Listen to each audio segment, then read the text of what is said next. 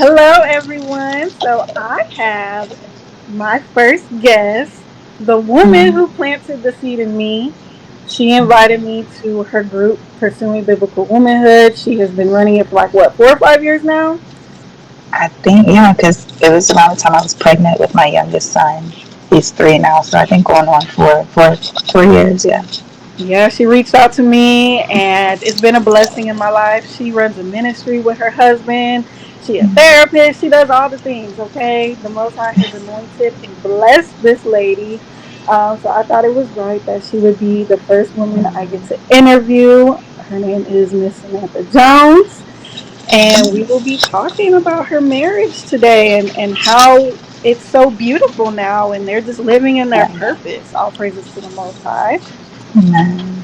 I'm going to pray us in before we get started. So, Heavenly Father, we come to you in the mighty name of Yahushua HaMashiach, Jesus the Christ. Father, I thank you for Samantha. I thank you for all that you've done in her life.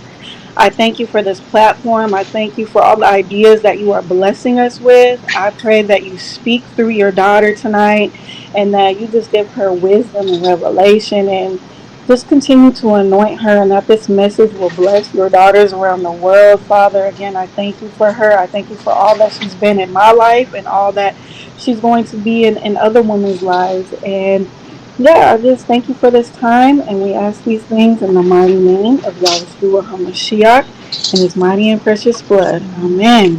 Mm, So, how did you guys meet? How did you meet your husband? yeah, so we actually met in college at a Bible study. Actually, I had just transferred to North Carolina A&T State University, and we had met at Bible study. Uh, it was funny. We tell the story all the time, and we kind of laugh and joke about it now.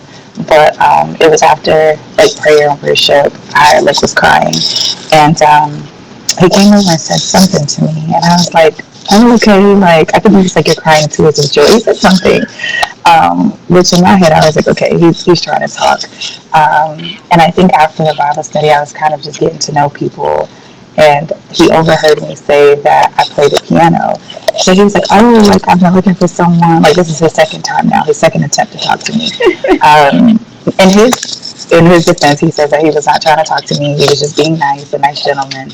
But he was like, "Yeah, I'm trying to learn piano. Like you should give me lessons."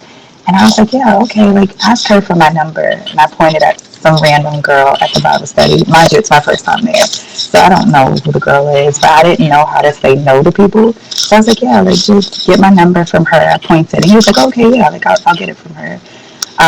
It was one of our mutual friends, but he went up to her and was like, "Hey, like the girl that just left said to get her number from you." And she was like, "I don't know who that is. Like that was her first time here. I don't know who she is." And by that time, I had dipped out and like ran off. But again, like I just didn't know how to like say I was not interested. At that time, I wasn't. I wasn't interested in any relationship, but we ended up crossing paths a few months later. I think the next semester in college, and we kind of took off from there. So I'm just being nosy, but like, so did he bring that situation up ever again? Of Like, course. Of course, we laugh about it now. Like obviously, it's funny now. right? But yeah, he did bring it up. I think when we crossed paths, maybe a few months later, he kind of brought Yeah. it up. But we laughed about it. So yeah, we still talk about it to this day. That's awesome. So you guys court, you get married. How soon did you guys have Jude as a son? So we had our first son. I think we were married about 2 years, or a little less than 2 years, if that. So it wasn't super soon. We had some time to kind of grow together. But I would say probably about 2 years after we got married, we got pregnant. Okay, so all praises to the Most High. That's Yeah. awesome. So you guys have a beautiful marriage. You guys, the Most High bless your womb and all the things.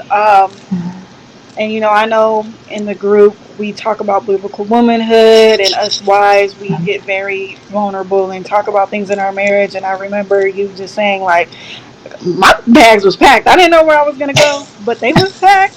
They was Several packed. times, several How, times.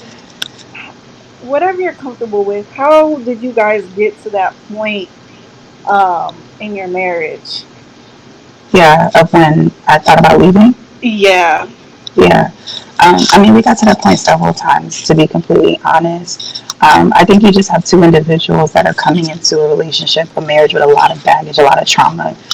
Both of us had a lot of childhood trauma, and I think some of it we had dealt with, but some of it hadn't been dealt with. And I always say, like, marriage is a mirror, right? So it just really revealed a lot of the things that were already there.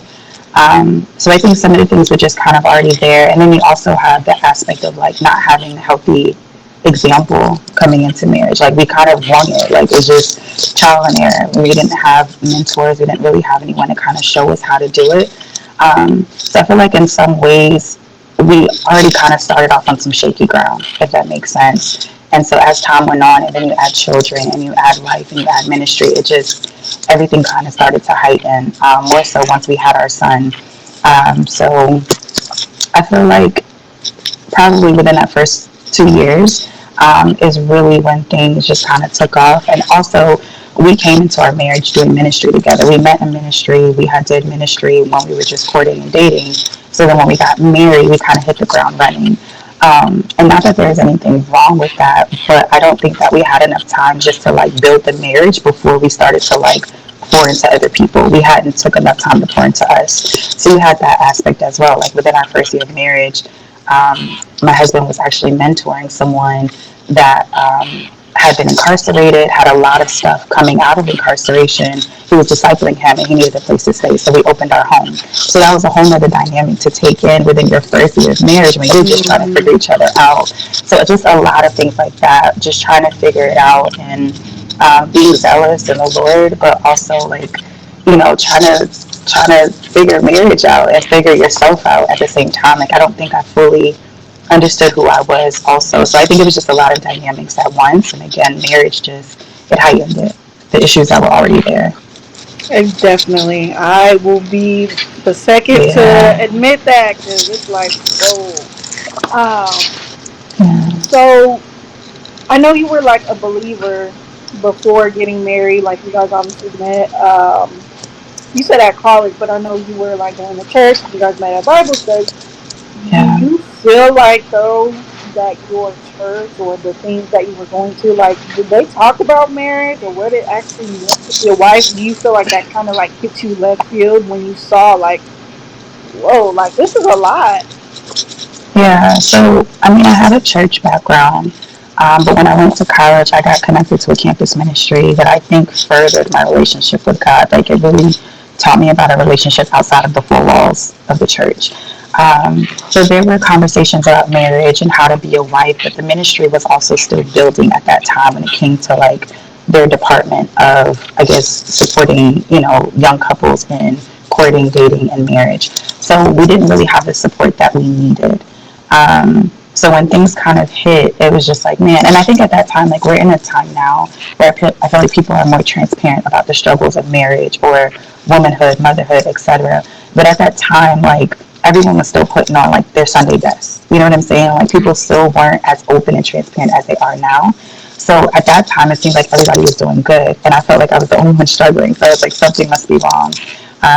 So I think just a lack of support on the spiritual aspect, but also it was a few years ago, so times were just different, and I feel like there wasn't enough transparency around like what to really expect in marriage. Right. Yeah, I Yeah, definitely feel that. And, to what you were saying earlier about how, you guys came in with your trauma, things haven't been yeah, unpacked, you don't know much, he doesn't know much. And so I was going through your page, and yeah, it was like a revelation that was coming to me as well. And I'm like, okay, this is definitely it. I know that this is the crux of a lot of the problems we see in marriage. And you said what I learned is that marriage didn't solve my problems. If anything, it heightened them. It shined a light on me and exposed them. It yeah, exposed me. But when it's happening, you don't realize it at first, right? Like you're pointing at mhm, them. Like when you're feeling that uncomfortable stuff and you don't know, right? When do you feel yeah, like it started to kind of dawn upon you like some of this stuff is a me thing. This is a Samantha thing. Not a, Nathaniel thing or anyone's husband, but me. yeah. Honestly, probably around the time I started pursuing biblical womanhood. I think I was at a time where, like, the Lord just started to deal with me. And not that my husband is perfect in any way, but I think it was probably around 3 years ago. So 9, 8, so almost 6 years into marriage. So 6 years of just mess and turmoil and chaos and talking about divorce and who's going to take the house, who's going to take the kids, like just a lot of mess for 6 years. So I would say probably about 3 years ago um, is when I was at a place of humility where I was willing to deal with my own stuff rather than continuing to point the finger at him. So yeah, I would say 6 years in. 6 years in. Okay. Yeah. And what did that kind of look like for you? Like, was there like some kicking and screaming involved? Like, Oh yeah. like Oh you know, yeah. okay, I know this is me, but like I don't know how to deal with this. How Yeah. did you navigate that? Um, I think at that time, again, it was around the time I started pursuing biblical womanhood. So I found this book and I was like, okay, I'm interested in reading this book. I'm interested in reading it with some other women. And I think it was through the reading of that book and just some of the conversations that we were having. I was like, man, okay, Samantha, like I think you got a big role to play here. Not all of it, but like, just taking that responsibility. Um, it was hard. It was really hard. It's hard to see yourself and it's hard to be honest, especially in a society where I feel like I'm trying to think of the right way to say this. I feel like as women, like it's not as easy to be told about ourselves. You know what I'm saying? And so I think like kind of being in that place where just being completely honest, like men are always the issue. Like at least that's how I perceive it. Like men are always the issue. And so I think when you've had that mindset for so long and then now you're trying to challenge yourself to see how you can fix yourself, it was hard. It was definitely hard. And then again, your own trauma is starting to come up, your trust issues are coming up. All of the things that they said starts to come up. The mistakes that have been made early on, in the marriage, that stuff starts to come up. So it was difficult. It was difficult. It was ongoing. It's still ongoing. Like I don't think that there's a place where you just survive where you're good. Or maybe it is for some people, but I think again when you come in with such a deep level of trauma that both of us came into the marriage with, it's not an overnight thing. Like I always say, there's ebbs and flows when it comes to healing. And you have years and seasons where it's good, and you got some years and seasons where it's rough. So it was tough. It was tough, and it's still tough to this day because you're still just continuing to choose to die to your flesh and work through those things. Right. And Yeah, when you add more children or something new might come up that yeah, like you might have known it was there, but it's like now I'm really realizing what this is. Like you're just getting deeper and figuring out the roots and things like that. I can definitely see. I yeah. mean, I know personally because I'm doing it too. Yeah. Uh, so was it like okay when you shifted your mind? Mm-hmm. It wasn't perfect every day, obviously, right? So you have this mindset like I know you always say this is one of the quotes I got from Samantha is you change the temperature in your home, like how you Yes. show up, like you have some power and authority.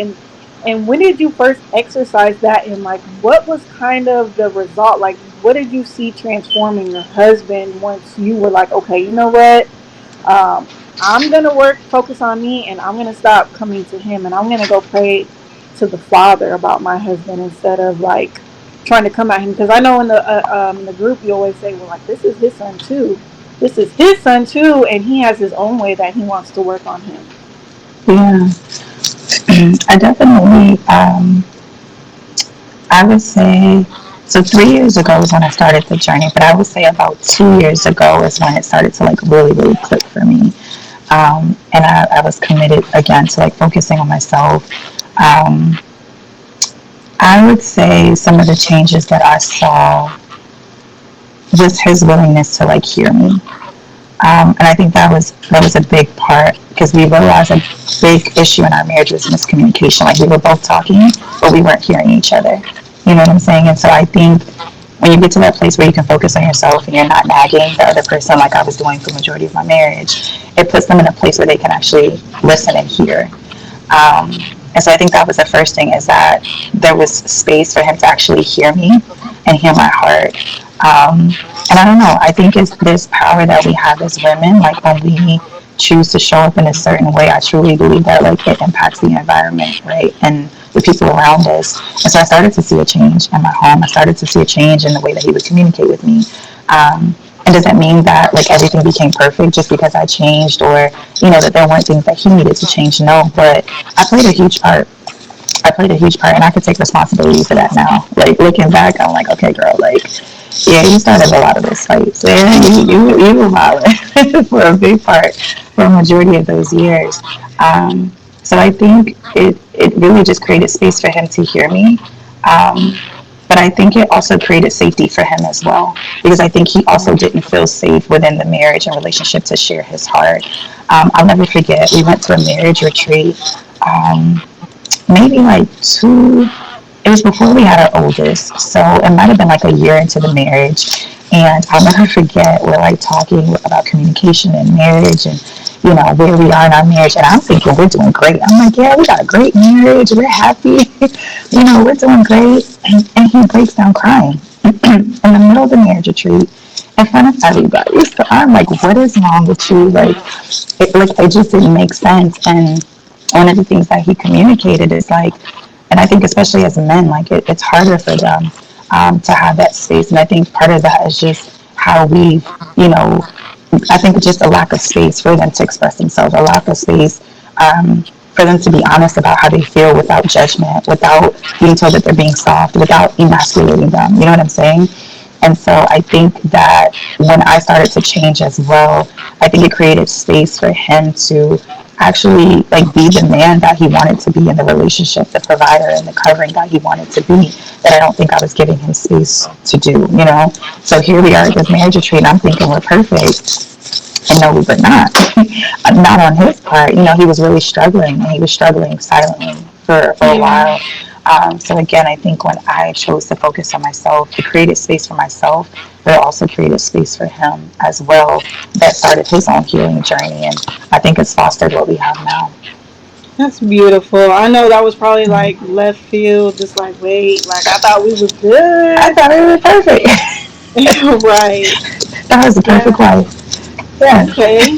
So that makes me kind of think about how a lot of women, like you'll see online, or you might even know some personally, where it's like, well, the man, he needs to, if he wants me to submit, or like he Uh-huh. need to start the way, he needs to be the one to lead me into that. Do you agree with that? Obviously, I don't think you do, based on that experience. Yeah, no, I don't. I think that, especially having done work throughout the years as a therapist, there are some things that come natural to men. There are some things that come natural to women. Men are naturally, and the science shows this too, that men are naturally leaders. They naturally want to do that. And if a man is in a relationship where he is not doing that, there's either not space for him to do that, or if he has tried to do that specifically in his childhood and it was not supported or cultivated, then it's like any gift. If it's not being used, then right, like there's no use of it, right? You kind of discard it. It's not being exercised. You're not able to use it effectively. So I think that when it comes to men in leadership and women choosing to support that, I don't agree with that statement. Again, I think that if you can focus on yourself and give space for men to do what it is that they need to do, I think that with the proper support, and that's not every situation, right? Like you have some men that just aren't doing what they need to do, and they need some inner work. They need, you know what I'm saying? Like they need to pick up the slack, right? Like they need to show up. They need to stand in position.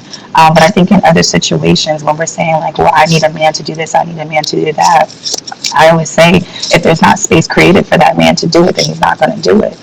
Because at the end of the day, it's kind of like a group project, right? If everybody's trying to be the leader, at some point somebody's going to bow out, right? And so a lot of times when we're hearing, women say like, well, they won't do X, Y, and Z, they won't do that. I've learned, at least in my marriage, and I've seen it several times in working with clients through marital therapy, a lot of times they don't, because the space is not created for them. And so, again, am I saying every man is perfect? Am I saying that that's the case in every situation? No, I'm not. But it is the case in a lot of situations that I've seen over the years. So do you have any practices? And this is kind of getting into like the encouragement thing, but like as you're speaking, Yeah. like stuff is coming to my mind, and I'm like, okay, so you know all these things, you realize this through your marriage, other people's marriage, and the Most High be like, all right, test time. Let's see if you're gonna apply all this wisdom that you know. What do you practice? Like, let's say you got like you're triggered or something's coming up, and you're just not really there. I seen your post about disassociating, which I do as well, and Yeah. I know that sometimes I'm like just a little less engaged in those Mm-hmm. moments. Um, and at times I may be a little more irritable. What Yeah. do you do in those moments to be like, okay, Samantha, like you're not here right now and you need to get back in the game and be present for your husband? How do you Yeah. navigate that?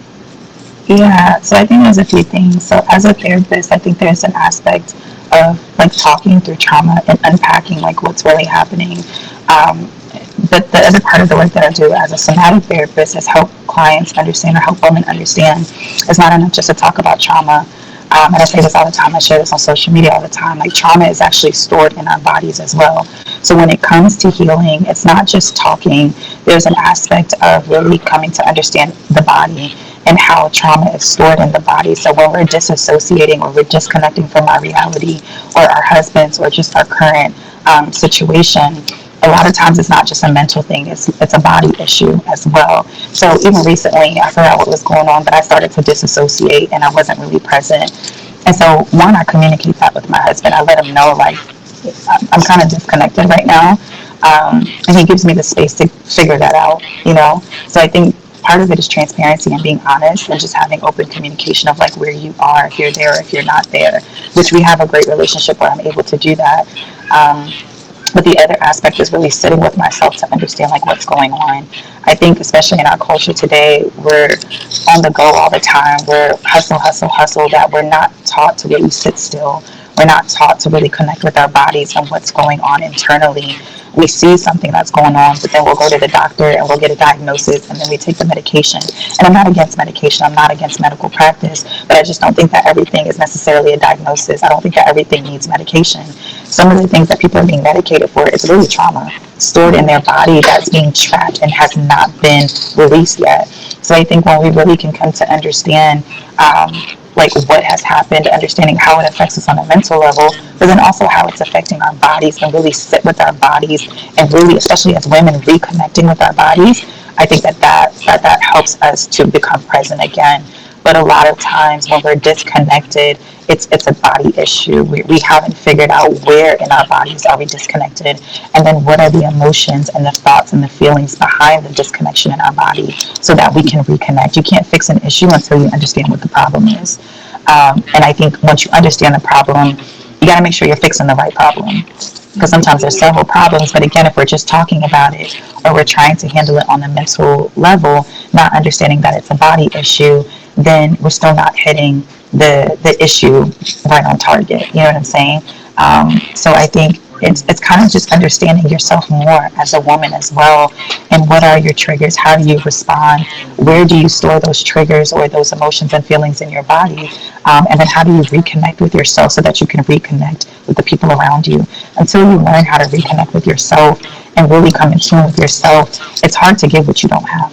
You know what I'm saying? So that comes, the saying of like, don't pour from an empty cup. So a big part of it is mind body connection.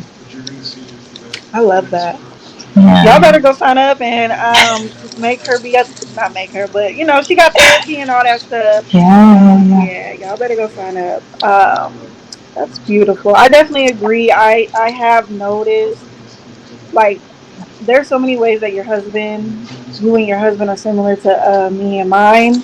Like we get in the trenches, like we gonna talk and have those things. And I definitely think that men and women do need to start doing that more. That's how you get a deeper connection. But like you said, we have to make sure that one, they feel safe, because men naturally from a Mm-hmm. young age are told don't be a crybaby and all this stuff, Yeah. because they suppress their emotions. And so it takes a lot of compassion Yeah. to allow them to come to that comfortable space. um, which it might take time, right? Like there was plenty of things I'm sure that maybe you were ahead of your husband as far as like expressing yourself. I don't know, but I know I was. And I used to get kind of frustrated, like, oh, I just want to talk. Like, I know I can sense this thing about him, but I think I was kind of like pushing it further. And I don't know if you've ever experienced that in your union or not. Yeah, I definitely think, as women, it can come more natural for us to express ourselves. So, it's hard. It's hard for us because, like you said, it requires patience, and it requires understanding, but it's harder for them. And I know, like, there were points in our marriage where I did not create a safe space for my husband to express himself. I would be, like, very judgmental about it. I would put him down about it. And so when we don't create space and then we get mad, because I hear that from women a lot. Well, they don't express themselves, and I'm like, well, did you create space for them to do so? And when they did try, did you support them in that area? So yeah, definitely, and especially as a therapist, I kind of had a upper hand in how to like communicate and process. Not that that made it perfect, but I did have a little bit more understanding how to do that. So I would definitely say when it came to like expressing myself and being in tune with my emotions, um, I I was able to express myself a little bit better. Now, my husband is a very self-aware person, so he understood what was happening, but the expression part it was very difficult for him. So that's something that definitely took time. It took for him to kind of embark on his own healing journey. But then again, a big part of it was support and me creating space for him. Right. And that's where we get into the whole marriage is helping you become like Christ because he's patient with Yeah, us. yeah, There's plenty of things that 30 years, okay, yeah, stepping and waiting, and we have to learn how to do that with our husbands, even when they're touching our things. I did want to ask one more question now that it's coming to me before we get into the encouragement part. Our society, and especially our generation, we have a lot of single mothers, a lot of absent fathers, whether it was their choice or not. yeah, Um, I know I never met my father, and that has really affected the way I'm able to connect with my husband because I yeah. just don't know. Like, I've never had a close relationship with a man, so how do you have that dynamic, and how do you think it has affected in the beginning how you approached your husband in your guys' marriage? Yeah, so that part was really hard for me. So my biological father is incarcerated, and he got incarcerated when I was 3. So I was very young when he left. So I didn't have a father early on in my life. And then I had a stepfather at some point, but then he and my mom ended in divorce. So there was some level of like a masculine presence or a father presence. But even then, the resources that I did have for, I guess, like a father figure, there was instances of like sexual abuse as well. So I think when you have a dynamic of a father that's left, another father that's left, and then you compound that with like sexual abuse, there was a lot of like issues of like just abandonment and rejection that I have dealt with. A lot of issues again when we're talking about like somatic therapy and learning how to feel safe in your body. Women that have experienced sexual abuse of some sort, their body is not a safe space. And so then you're getting married, and if you haven't healed that aspect, then intimacy in marriage can be very difficult. So that definitely played a part of just intimacy being difficult within marriage because of sexual trauma that had occurred. So all of those dynamics together, it definitely made it much more difficult. And this is why I say, like, I believe that I believe men and women, we need men and women in households. I know that there are single mothers or some mothers that have to do what they have to do, and I completely understand that. Um, I also know that there are some women that have this "I can do it by myself" mindset, and I'm just like, that's just not for me, right? Because the science shows that there's a difference in children that grow up with two parents in the household, versus children that are grown up by single parents. There's a difference on many levels when it comes to mental health, when it comes to education, even the brain chemistry can be different, right? So I believe in the importance of having a man and woman present. I believe that children need fathers, and I believe that children need mothers for a well balanced home. And I know growing up firsthand and not having that, that it affected me in so many ways. Um, just again dealing with rejection and abandonment, issues with men, so many things. And so it's important. That's actually one of the things that, for me at least, that kept my husband and I together for a period of time was like as bad as it had gotten. I did not want my children to grow up in two separate homes because I knew what the effects of that. I had worked with children for years that had come from a divorced home. And so, not that that kept us together forever, but there was a season where I was hanging on for the sake of my children being in the same home as their parents. Now, granted, that's not the only reason we're together now, but there was a time where I was like, okay, God, like, oh my God, my only hope right now is my children. And I stayed for that reason. We stayed together for that reason. So definitely, fathers play a huge role in the lives of their children, daughters and sons, but especially little girls. I mean, there's so many effects of not having a father present. And then again, when you do have a male present and that relationship is destroyed to some sort, it impacts the marriage too. It impacts it on so many levels. So definitely, yeah. Yeah. I definitely realized that like just recently myself, and I'm like, women, we have to really we have to face that before we Mm-hmm. can. I mean, if you're married already or you're like in the process, then that's fine. But I do think that single women, if they want to get married and they have that dynamic, that would be such a great thing to get some therapy or just like find Oh, resources to really unpack how that father relationship has impacted them if it's negative. yeah. So that way, when they do meet their spouse, maybe they can prevent some of the hardships that could come their way. Because if your husband is a little distant, that can trigger your rejection wounds, and you're Mm-hmm. seeing and hearing things that aren't being said. I Yeah. know that happened to me a lot, and I was so scared of being left in the beginning. So when Mm-hmm. he was not perfect and stuff, like red flags are going off, alerts, like I'm just fight or flight, like he's gonna leave me, and I know that was Mm-hmm. very detrimental to our marriage. So I agree with Yeah. you.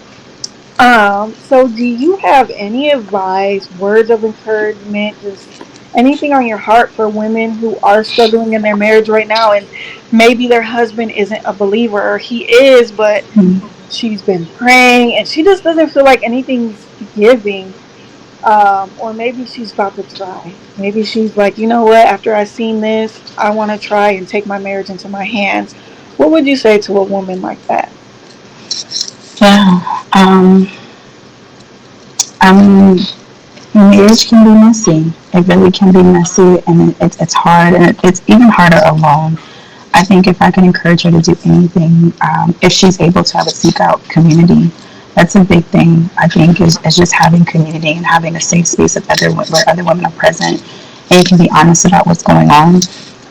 And good community, not community that's just like, oh, y'all got into an argument, leave him, slash his tires. Like, no, like healthy community, healthy women, not women that are going to encourage, negativity, So I would definitely say community. But I would also just, I don't know, like I know what it feels like to kind of wake up and just be like, I don't want to do this anymore. I don't want this anymore. And I would encourage her to find something to hold on to. Like I said, for me in the season, it was my children. Um, Other season, it was a vision. It was a vision that I knew like the Lord had for us that we hadn't tapped into yet. So I would definitely say like finding something to hold on to. Um, and community will be the biggest thing. I think that sometimes we need other people around us or another example to say like I can do this, and someone just to kind of support you because you get weary at some point. And if there are other people that can pray for you or stand in the gap for you and just kind of support you, whether that's a therapist, whether that is a friend, whatever, older women in the church, whatever it is, a neighbor, I don't care, Um, I would say community and just finding something to hold on to that kind of gives her hope in that season. Yeah, definitely. But I mean, you're happy that you got through it, right? Yeah, Like the definitely. enemy was trying to take what the vision that was given to you. We see Yeah, how he did in the garden, and there is an yeah, attack on marriage. So we do have to hold fast and um, really get in the Father's face on these things. It might take a year, it might take a couple of months, but That's I do it. like your marriage, and I've seen other marriages. Like now, you're happy. Of course, like you said, Mm, there's still things that go on, but yeah. you guys are in such a much better place, I should say, and you guys are gonna only get better.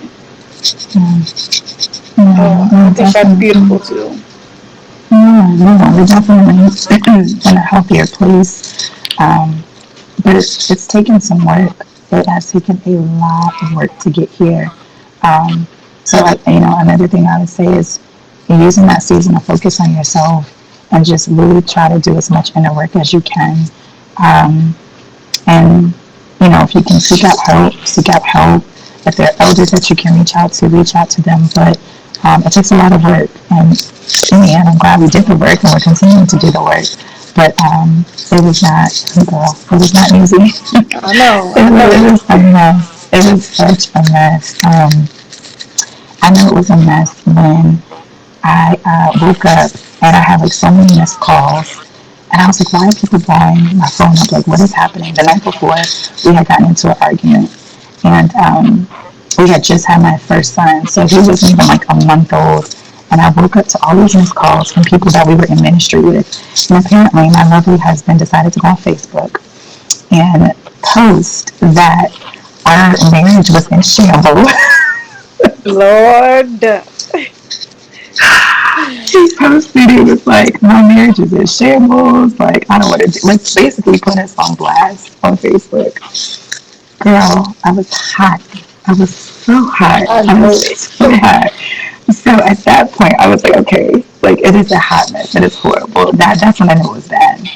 When he took it public, when he put us on blast. But I mean, again, we look back and we laugh at it now, but it got bad. It got really, really bad at one point.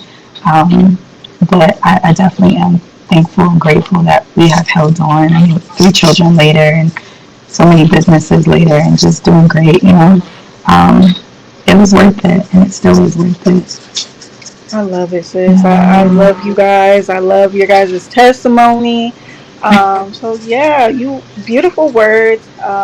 Miss Samantha is busy these days, but we are looking forward to the next season of PBW. Should you need that community and you want to get Yes. around other women who are going to encourage you to be Christ-like and get in that Bible. What does the Bible say? Also while validating you. So you should check out both of her pages at I am Samantha Jones underscore and Pursuing Biblical Womanhood.